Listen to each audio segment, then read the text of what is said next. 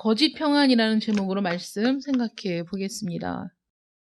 오늘 본문 7절과 28절 두 구절에는 시돈 사람들에 관한 이야기의 처음과 끝이 나타나 있습니다.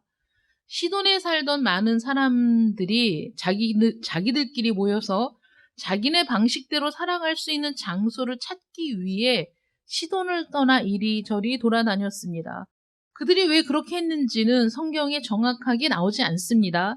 시돈에 살고 있던 일부의 사람들이 자기들만의 삶을 영위하기 위해 자신들이 거주할 땅을 찾아다니다가 어느 한 땅을 발견하게 됩니다.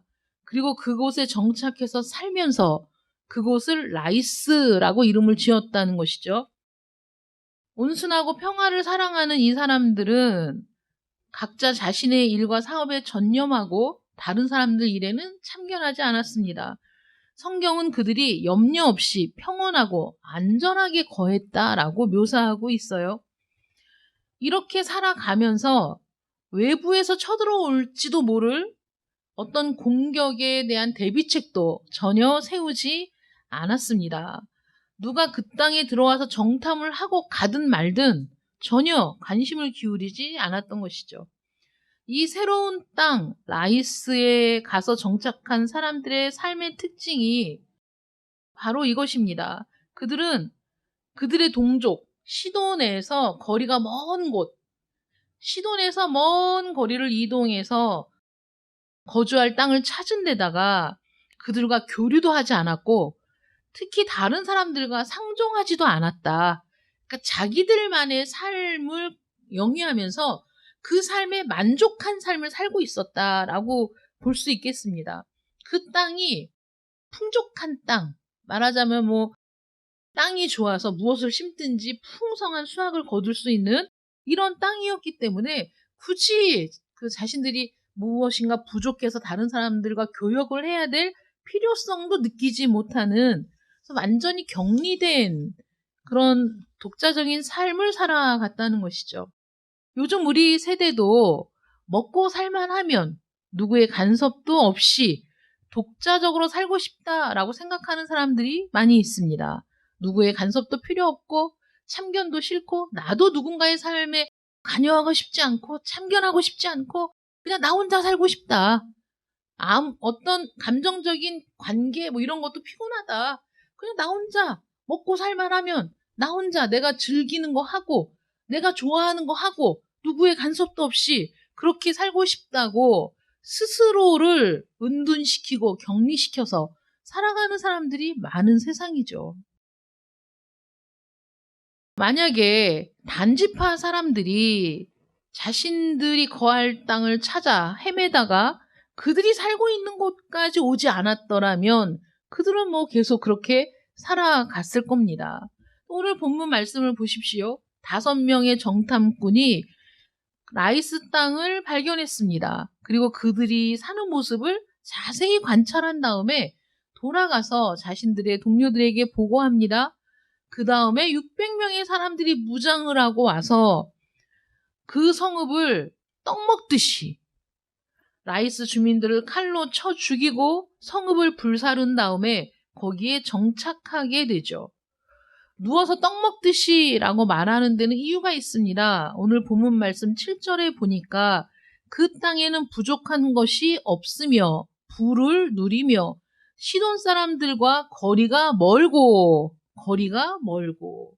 자신들이 떠나온 자신들의 고향, 친척, 사람들과 거리가 멀어서 그들에게 도움을 요청할 수도 없고 또 어떤 사람과도 상종하지 않은 스스로 고립시켜 살아가는 독자적인 삶에 만족하는 사람들이었기 때문에 그들을 600명이라는 적은 숫자의 인원을 가지고도 한 성읍을 탈취하고 거기를 점령하는데 어려움이 없었다라고 성경은 기록하는 거죠. 라이스에 거주하게 된 이들이 처음에는 시돈에서 삶을 시작했다가 이 라이스라는 곳으로 오게 된 것처럼 그리스도인들 중에서도 이런 유형의 사람들이 있습니다. 출발은 기독교 교육을 받으면서 어려서부터 예배를 드리고 하나님에 대해 듣고 예수님에 대해서 듣고 또 하나님을 예배하며 하나님의 말씀대로 살아야 한다라는 사실을 배우고 알고 그렇게 인생을 시작했는데 오늘 본문에 나오는 사람들처럼 시돈 사람들처럼 이제 그 삶에서 서서히 벗어나서 자기들이 정한 방식으로 살기 위해 그곳을 떠나 방황하는 사람들인 거죠. 그들은 라이스에 살던 시돈 사람들처럼 하나님을 떠났고 하나님께 등을 돌렸고 자기들끼리 따로 떨어져서 스스로 정한 범주 안에서 살아갑니다. 하나님과는 한마디 대화도 하지 않고 그분의 거룩한 율법은 전혀 개의치 않으면서 자기들 식으로 살아가기로 작정하는 거죠. 이런 사람들의 특징은 결코 기독교와 하나님을 공공연하게 적대시하지 않는 거예요. 나는 싫어하지 않아. 나는 반대하지 않아. 라고 얘기하죠. 절대 하나님을 대적하는 말을 하지 않아요. 단지 하나님을 자신의 삶에서 무시하는 거죠. 하나님이 없이 살 수 있는 것일 뿐입니다. 자신의 인생에서 제외시키고. 그래서 라이스에 살던 시돈 사람들도 자기네 나라나 동족을 공격하진 않았죠. 그냥 자기네 동족을 떠나 자기네 나라를 떠나 더 이상 그곳과 아무 관계도 없이 살아갔을 뿐입니다. 소리 없이 하나님께 등을 돌린 채 철저하게 불신앙의 삶을 살아가고 있는 사람들의 모습을 볼 수 있다는 겁니다. 여러분들은 하나님을 알고 있습니까? 하나님의 말씀, 그분의 거룩하신 뜻에 따라 다스려지는 삶을 살고 있느냐 하는 거예요. 하나님께 통치받는 삶을 살고 있습니까? 아니면 여러분들의 방식대로 살아가고 있습니까? 나의 선택에 내가 인생을 살아가면서 내가 수없이 선택하는 많은 부분들에 있어서 하나님의 뜻이 좌우합니까? 아니면 내 생각대로, 내 마음대로, 내 뜻대로 결정하고 살아갑니까? 하나님의 통치를 거부하는 사람들, 하나님이 없이도 인생을 살아갈 수 있는 사람들, 하나님과 상관없이 살아가고 있는 사람들의 모습인 것이죠. 겉으로 볼 때는 아무 문제가 없어 보이는데, 겉으로 볼 때는 굉장히 선량하고 법 없이도 사는 사람들인 것 같은데, 그런데 하나님을 등지고 살아가는 많은 사람들이 있습니다. 이런 사람들의 특징은 무엇일까요? 자, 여기를 보시고 1시간, 일주일에 이 주일 오전에만 예배를 드리는 사람은 이 1시간의 예배, 이 말씀을 듣는 시간이 얼마나 중요합니까?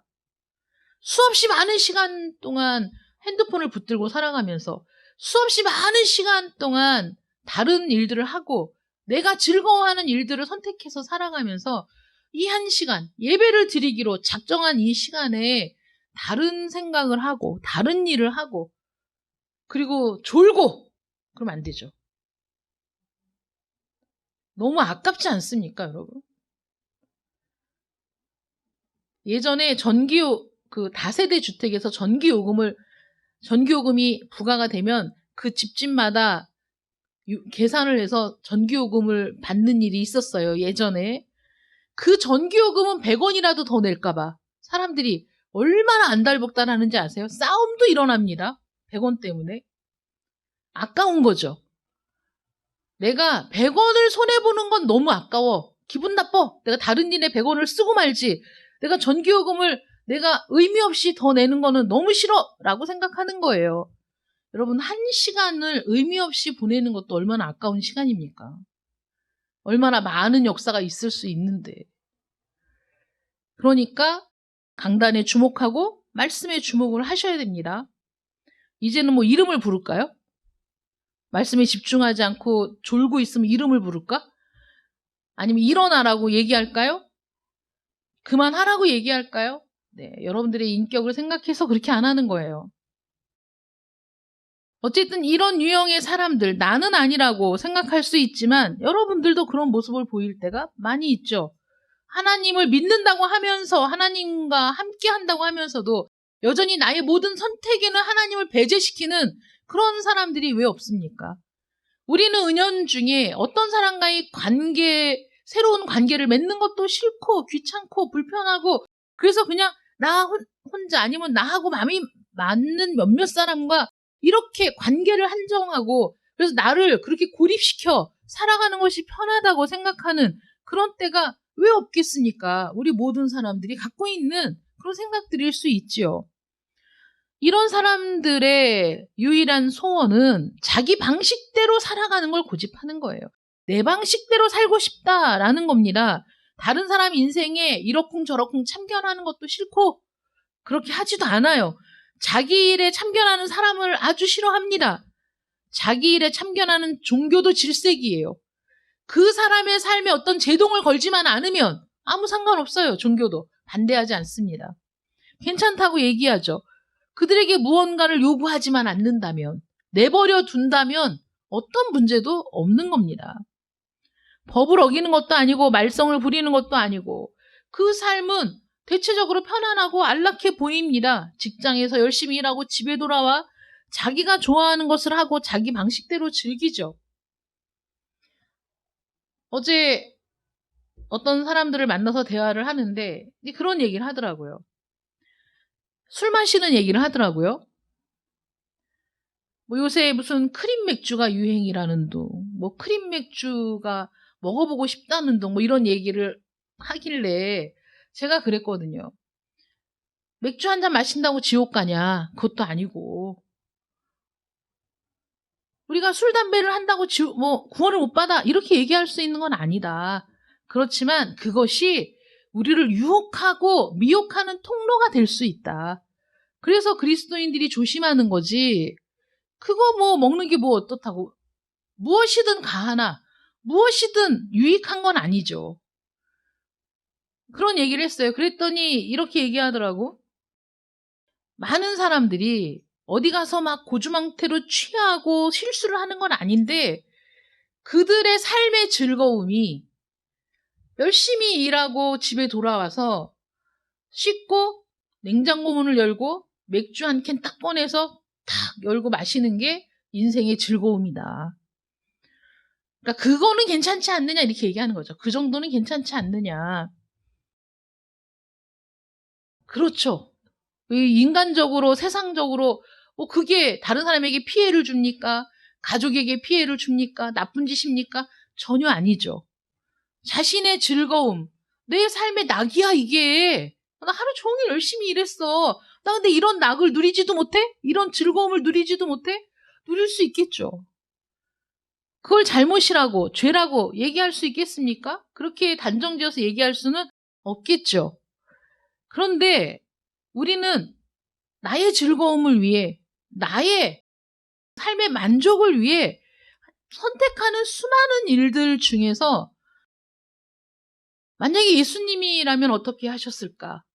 하나님은 이 상황을 어떻게 보고 계실까에 대해서 질문을 하고 하나님의 통치를 기꺼이 받으려고 하는 사람들이냐, 아니면 그런 모든 결정에 있어서 하나님을 배제하고 내 생각, 내 뜻, 내가 즐거운 거, 내가 만족스러운 거, 이게 우선이 되느냐, 여기에는 큰 차이가 있는 거죠. 막말로 그게 어떻다는 거냐, 내가 행복한 삶을 살겠다는데, 내가 내 나름대로의 만족한 삶을 살겠다는데 그게 뭐가 잘못된 거냐. 내가 다른 사람한테 죄를 짓는 것도 아니고 다른 사람의 물건을 빼앗는 것도 아니고 내가 다른 사람들에게 피해를 주는 것도 아닌데 내가 내 마음대로 내 행복을 위해 이렇게 살겠다는데 이게 무슨 상관이 있느냐, 이렇게 생각하는 사람들도 있을 겁니다. 그런데 이렇게 어떤 관계를 맺고 누군가 다른 사람의 삶에 관심을 갖고 이런 것들을 다 귀찮게 여기고 자신의 만족만을 위해, 자신의 행복만을 위해 살아가는 그 사람들은 본질적으로 이기적인 삶을 사는 사람들이라는 거예요. 본질적으로 그들이. 시돈 사람들이 조국을 등지고 자신의 동족을 등지고 라이스에 정착한 모습을 살펴보면서 그들은 자기들만 생각한 거죠. 우리만 만족하면 돼. 다른 사람들의 운명에 전혀 관심을 갖지 않았어요. 여러분 생각해 보세요. 나만 생각하면 나만 보이지만 지금 이 가나안 땅의 운명이 어떤 상태입니까? 하나님이 이스라엘 백성들에게 가나안 땅을 주셨어요. 그들은 가나안 땅을 지파대로 분배를 했고 그들은 자신들에게 주어진 땅을 차지하기 위해 그 가나안 땅에 사는 사람들과 싸웠단 말이에요. 싸워서 그들을 몰아내고 땅을 차지하는 전쟁 중인 곳이죠, 지금. 전쟁 중인 곳인데 그 중에 이들은 나는 전쟁도 싫고 막 이런 것도 싫고 이런 그 피해가 없는 이런 그 소식이 없이 좀 더 떨어져서 외부와 좀 단절돼서 우리끼리 그냥 이렇게 살아갈 수 있는 그런 곳이 없을까? 찾다가 찾은 땅에서 외부에서 무슨 일이 일어나는지 전혀 신경 쓰지 않고 교류도 하지 않고 완전히 스스로를 단절시켜서 그 안에서 자기네들끼리 안온하게 살아가면서 거기가 좋고 거기가 평안하다라고 생각하며 살아가는 사람들 아니었습니까? 이렇게 외부와의 모든 관계를 끊어버리고 스스로 은둔시키고 스스로 고립시켜 자기가 추구하는 편안한 삶을 지속하는 사람들은 사실 그 동기는 굉장히 이기적인 것이라는 거죠. 자기들밖에 생각하지 않는 겁니다. 다른 사람들의 처지가 어떻든지 간에 나만 지금 행복하면 되지. 다른 사람들이 어떻게 느끼든지 간에 나만 지금 편안하면 되지. 라고 생각한다는 것이죠. 이것이 하나님을 떠난 사람들의 모습이라는 거예요. 기사를 봤어요. 어떤 지구가 너무 낙후돼서 거기를 재개발을 하니 많이 하다가 재개발 사업성도 없고 재건축은 더더욱 사업성이 없고 내버려 존치하기로 했던 지역인데 어느 날 거기가 재건축 허가가 떨어졌다는 거예요. 내가 살고 있는 집이 예를 들어서 작은 집이지만 20평이다. 그러면 20평의 집이 주어지느냐? 아니더라는 거죠. 그리고 거기에서 살던 수없이 가난해서 몰려들었던 사람들은 더 이상 갈 곳이 없어. 그런데 그렇게 결정되니까 용역들이 사람들 다 끌어내고 노인들은 이불로 말아서 끌어내고 그리고 다시는 그 집에 들어갈 수 없게 오물을 뿌리고 쓰레기를 거기에다 채워놓고 쇠창살로 그 집 입구를 막아버리고 이래서 한겨울에 하루아침에 집 밖으로 쫓겨난 사람들이 갈 데가 없어서 고시원을 전전하고 목욕탕을 전전하다가 어떤 사람이 자살을 했다고 하더라고요. 그래서 주춤했다가 다시 시작되면서 그분이 지금도 그 앞에서 이제 시위를 하고 있는 거죠. 시위를 하고 있는 그 기사를 봤어요. 근데 그런 기사를 보면 그 밑에 알받게 하려고 저러는 거다, 지만 잘 살려고 저러는 거다, 이런 악플들이 굉장히 많잖아요. 근데 어떤 상황에서든지 이득을 보는 사람도 있지만 그 반대로 손해를 보는 사람도 있는 거고 터전을 잃는 사람도 있는 거고 자신의 집을 내어주고 자신이 살 집을 들어가지 못하는 사람도 있는 거고 여러 다양한 삶의 모습들이 있는데 그런 모습들을 우리가 생각하고 더 좋은 더 많은 사람들이 그 혜택을 입을 수 있는 방향으로 가는 게 아니잖아요. 이 세상은.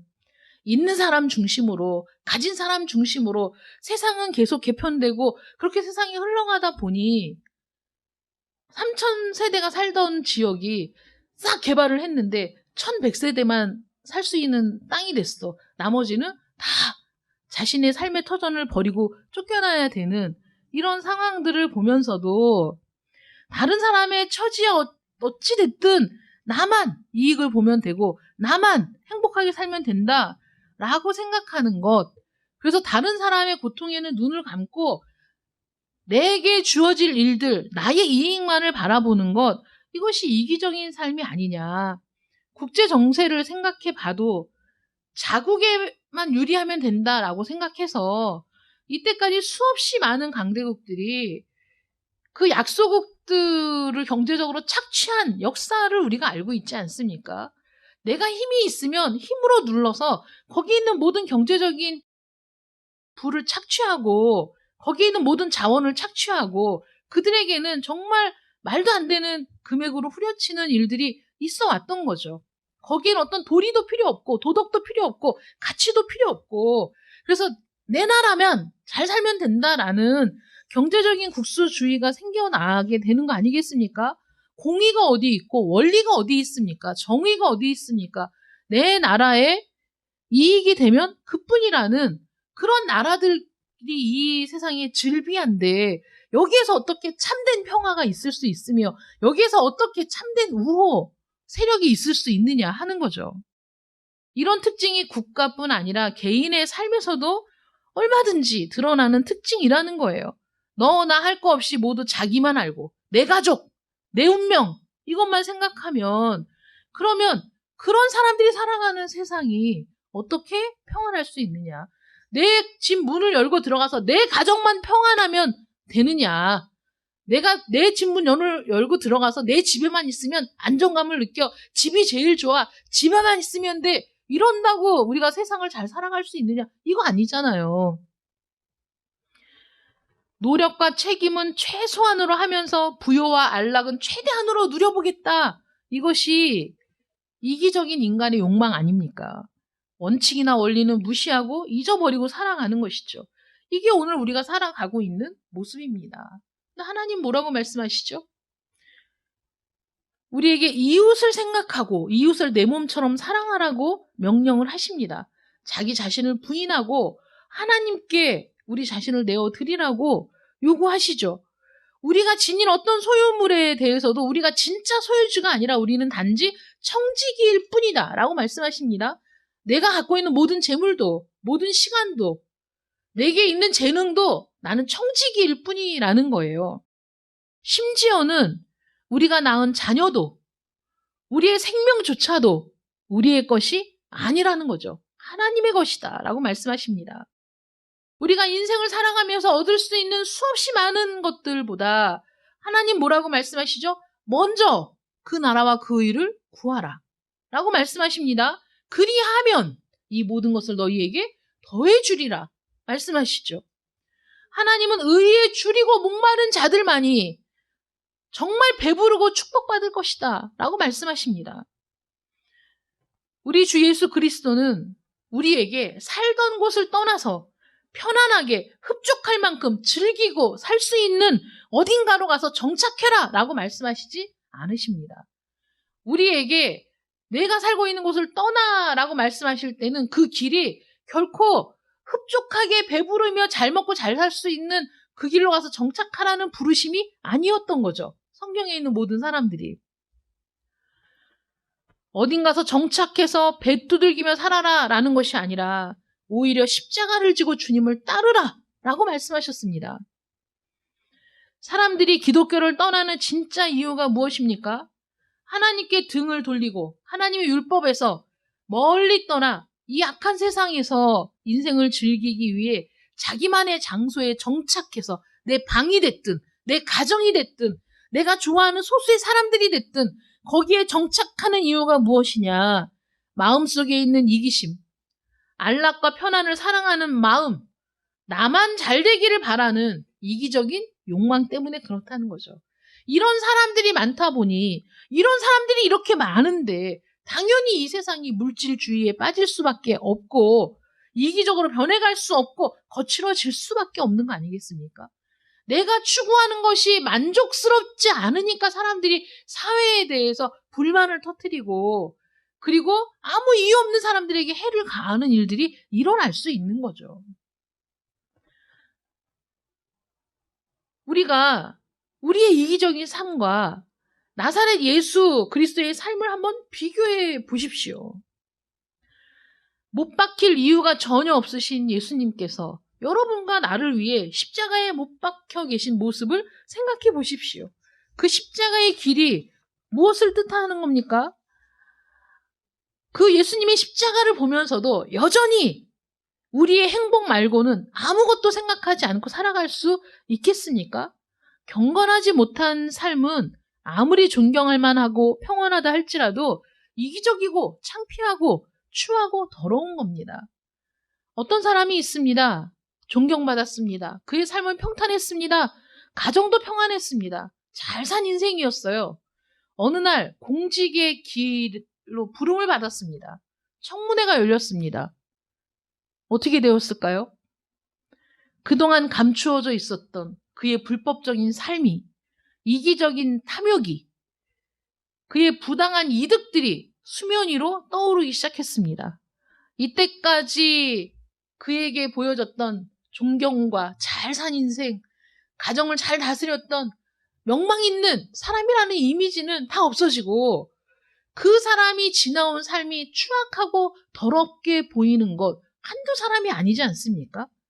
우리가 하나님 앞에 섰을 때 우리가 인생을 잘 산 것 같고 내가 내 인생을 참 누구의 손가락질 없이 살아온 인생인 것처럼 보여줬을지 몰라도 하나님 앞에 우리가 드러났을 때, 하나님의 청문회 장에 내가 세워졌을 때 나의 지나온 삶은 더럽고 이기적이고 탐욕이 가득하고 추한 인생일 수밖에 없다는 것이죠. 이런 삶은 너무나 빈약하고 이 삶의 반경은 옹졸하고 좁을 수밖에 없습니다. 라이스에 거한 시돈 사람들은 자기들만의 편협한 삶을 살았죠. 모든 사람과 단절하고 살았어요. 그러니까 옹졸하고 좁다는 거예요.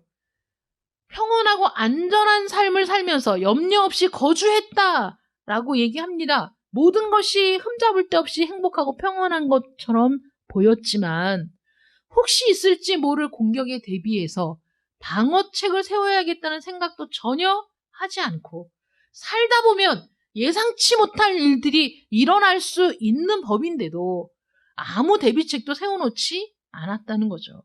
이런 사람들의 특징이 무엇입니까? 이대로면 좋다, 이대로 살기만 하면 된다, 이것이 인생이다 라고 생각하고 그 외에 다른 것들은 생각하기를 거부하는 거죠. 자신들이 평안하다라고 느끼는 이 평안이, 안전하다라고 느끼는 이 안전이 참된 평안인지 참된 안전인지 전혀 생각하지 않았다는 거예요. 그러면서도 자신들이 그런 상태라는 것을 깨닫지 못한 거죠. 그러니까 어느 날 5명의 남자가 자신들의 땅을 다 탐지하고 탐색하고 돌아가도 그것을 알았는지 몰랐는지, 알아도 문제가 없다고 생각했는지, 그런 일이 있었어도 어떤 대비책도 세우지 않았던 이들에게 어느 날 무장군인 600명이 갑자기 쳐들어오니까 꼼짝달싹도 할 수 없이 그냥 순식간에 그 성읍이 무너지고 말았습니다. 여러분들의 인생은 지금 어떤 기초 위에 있습니까? 지금 당장 곤란한 일이나 어려움이 없으면 되었다. 이 순간 사는 것에 만족하고 장래에 대한 대책 없이 그날그날 만족하며 살아가고 있습니까? 지금은 모든 것이 괜찮습니다. 그런데 어느 날 역경이 닥쳐올 때 여러분들은 어떻게 됩니까? 빈곤이 올 수 있고 질병도 올 수 있고 고통이 올 수도 있고 실망할 일이 있을 수 있고 환멸을 느낄 일들이 있을 수 있습니다. 어떻게 대책을 세워놓으셨습니까? 여러분들이 믿던 사람이 배신할 때는 어떻게 하시겠습니까? 누군가 사별할 때, 슬픈 일을 당할 때, 여러분들에게 닥쳐온 죽음 앞에서 여러분들은 무슨 일을 할 수 있습니까? 이런 일들의 만반의 준비가 되어 있습니까? 이런 일들을 견딜 능력이 있습니까? 이럴 때 여러분들이 피할 안전지대가 있습니까? 이럴 때 피할 보호구역이 있습니까?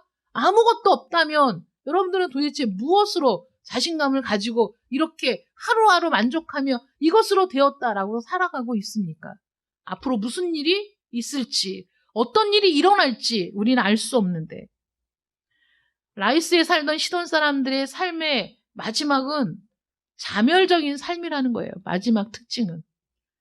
시돈과는 물론이고 어려울 때 도움을 요청할 어떤 이웃도 없었어요. 어떤 사람도 하나 없었어. 모든 외부인과 단절하고 살았죠. 그 땅에는 부족한 것이 없었기 때문에. 우리도 그렇잖아요. 내가 부족한 것이 없다고 생각할 때 우리는 다른 사람들의 도움 없이도 살 수 있다고 자신만만해 하지만 내가 막상 위기에 처했을 때 나를 도와줄 사람이 없으면 사람들은 모든 사람을 원망하죠. 자기는 그 어떤 사람에게도 관심을 갖고 살지 않았으면서 막상 자신에게 도움이 필요한 상황이 되었을 때, 여러분, 미국에서 어떤 사람이 길거리에서 칼에 30몇 번을 찔려서 죽었어요. 죽는 일이 있었어요. 도와달라고 소리치며 울부짖었지만 그 누구도 도움의 손길을 주지 않았습니다.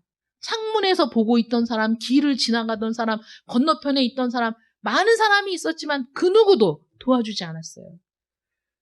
그 누구도 도와주지 않았다는 사실이 그 사회에 충격적인 일이 된 거예요. 어떻게 도와주는 사람이 없을 수 있는가?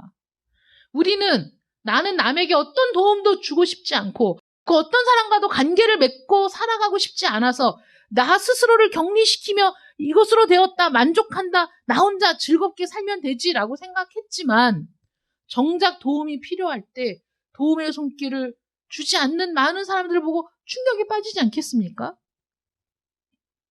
그때 그 상황을 연구하고 모든 학자들이 달라붙어서 왜 이런 일이 일어났을까?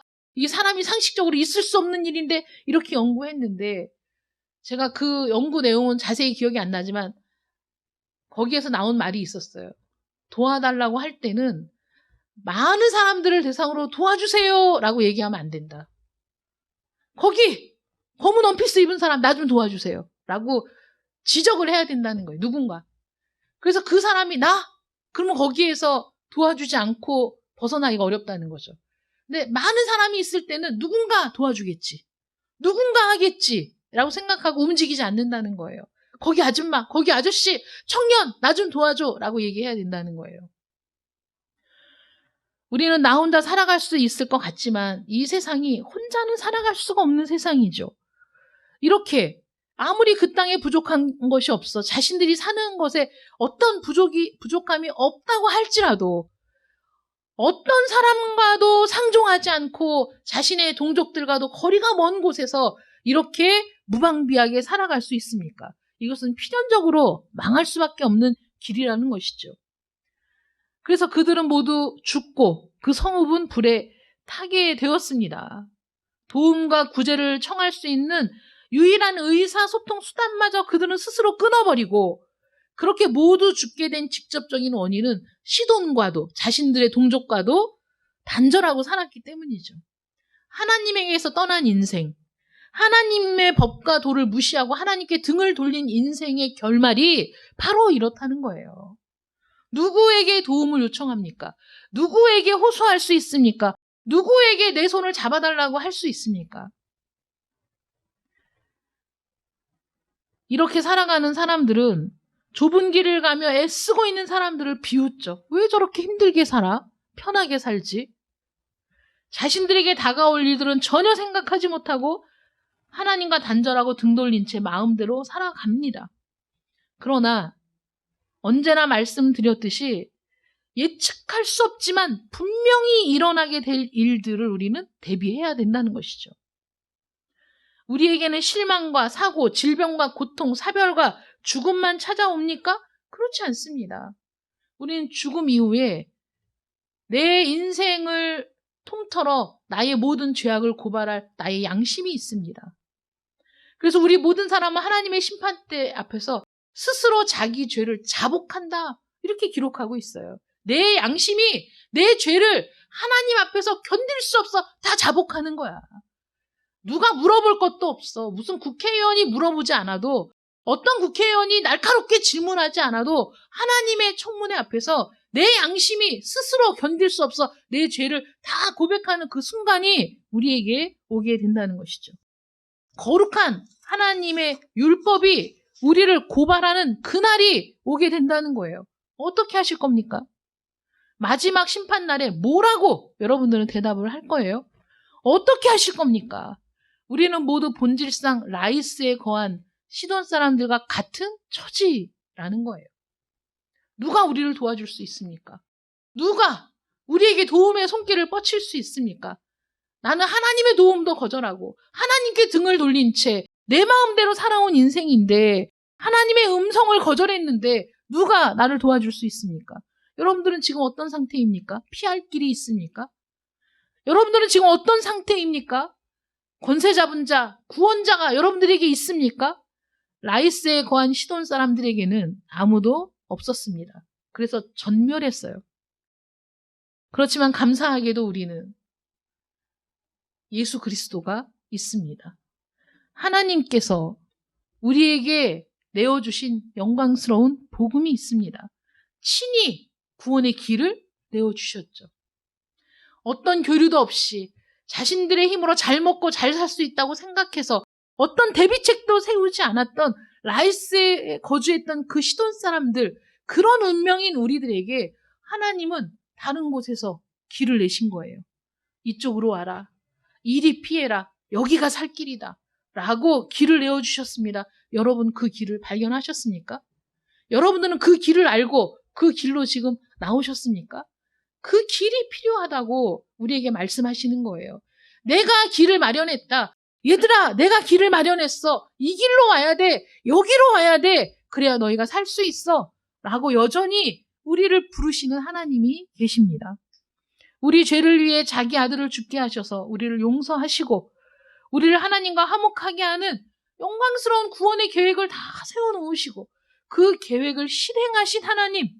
그래서 그 길로 가면 하나님을 만날 수 있고 그 길로 가면 하나님과 대화할 수 있고 그 길이야말로 우리의 피난처요. 그 길이야말로 우리의 구원이 되는 환난 중에 만날 큰 도움이 되시는 하나님이 여러분들에게 있습니까?